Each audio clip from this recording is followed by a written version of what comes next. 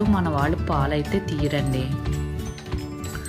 So, ఇప్పుడు దూడైతే పాలు తాగుతుందండి.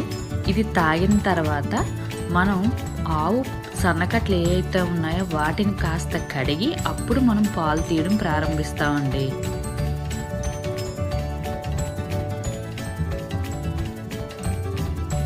ఇలా పాలు తీయడం కూడా మనం తీసే విధానంలో త్వరగా కానీ పాలు తీయకపోతే కనుక ఆవు పాలని వెనక్కి సేపేస్తుందనమాట అండి. అంటే దూడ కోసం దాచుకుంటుంది. ఎంతైనా తల్లే కదండి ఆవు కూడా.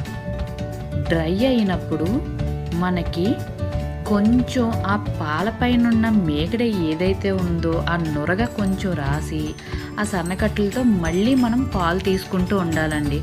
అలా డ్రై అయిన సన్నకట్టలతో పాలు తీస్తే కనుక ఆ సన్నకట్లు లైట్‌గా పైన చిట్లుతాయన్నమాట అండి. అప్పుడు